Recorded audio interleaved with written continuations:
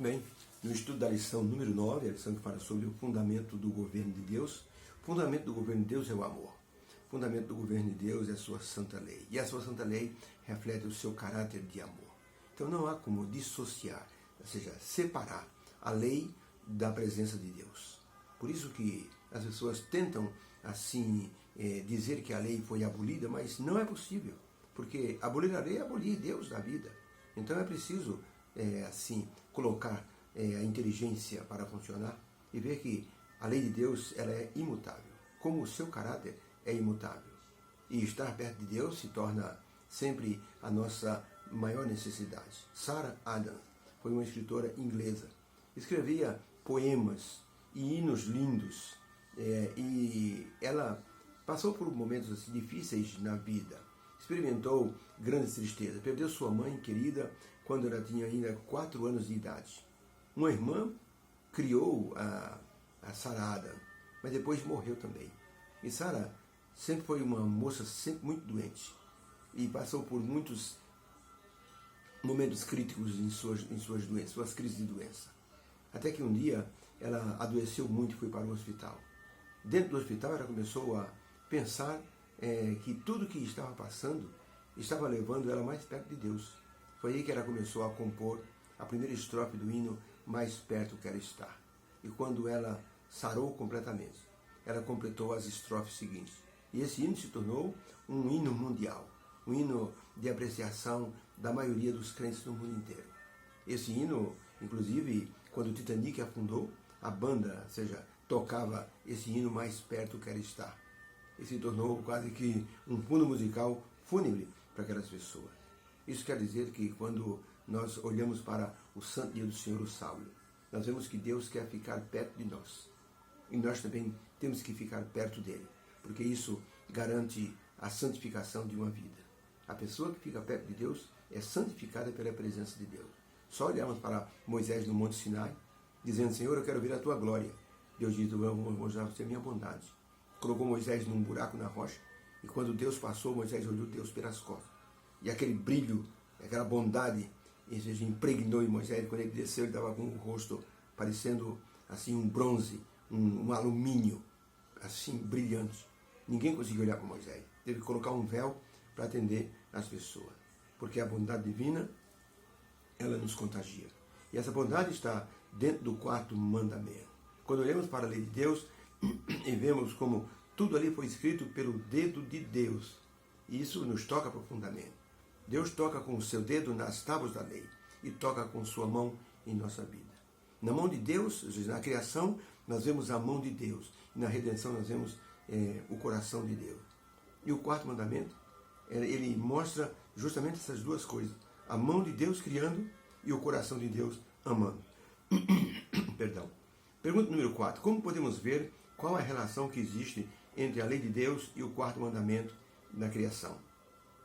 Apocalipse 14, versos 6 e 7. E vi outro anjo voar pelo meio do céu e tinha o evangelho eterno, para pregar aos que se assentam sobre a terra e a toda nação, tribo, língua e povo, dizendo com grande voz, temei a Deus e dai-lhe glória, porque vinda é a hora do seu juízo, e adorai aquele que fez o céu, a terra, o mar e as fontes das águas.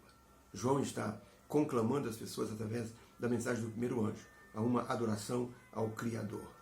Apocalipse 4, verso 11. Digno é, Senhor, de receber glória e honra e poder, porque tu criaste todas as coisas, e por tua vontade elas foram criadas. Gênesis 2, 1 a 3. Assim os céus e a terra e todos os seus exércitos foram acabados. E havendo Deus acabado no dia 7º a sua obra que fizera, descansou no 7º dia de toda a obra que tinha feito. Êxodo 20, de 8 a 11. Lembra-te do dia do sábado para o santificar. 6 dias trabalharás e farás toda a tua obra, mas o 7º dia é o sábado do Senhor teu Deus. Não farás nenhuma obra, nem tu, nem teu filho, nem tua filha, nem o teu servo, nem a tua serva, nem o teu animal, nem o teu estrangeiro que está dentro das tuas portas. Porque em 6 dias fez o Senhor os céus e a terra. E no 7º dia descansou. Portanto, abençoou o Senhor o 7º dia, o sábado, e o santificou. Qual a relação que existe entre a lei de Deus e o 4º mandamento? O 4º mandamento da lei de Deus, ele ordena uma adoração ao Deus Criador. E, portanto, esse mandamento é um memorial da criação. E nesse dia nós devemos santificar esse dia através da adoração a Deus. É uma coisa recíproca. Você adora a Deus e Deus santifica você. A bênção que Deus colocou na vida de Adão e Eva no primeiro sábado, ela é transferida agora para as pessoas que adoram a Deus. As pessoas podem espernear do jeito que for. Dizer que o sábado foi abolido, que o sábado foi instituído por Moisés. Interessante, né? Que os 10 mandamentos, somente o sábado, as pessoas querem, assim, dizer que ele foi substituído. E hoje, as igrejas substituem o sábado pelo domingo. E por que pelo domingo? O domingo é o dia da ressurreição de Jesus, é um dia de libertação. Mas não está autorizado isso pela palavra de Deus. O Senhor Jesus ia na sinagoga conforme o seu costume. Depois que Jesus morreu, subiu ao céu, o apóstolo Paulo e os discípulos iam na sinagoga conforme o seu costume. Se tivesse sido abolido, Jesus teria dito, olha, a partir de agora, sábado, vocês não precisam guardar o sábado. Não foi isso que Cristo fez. Ele continuou observando o sábado. Os discípulos também, depois a primeira igreja e assim por diante.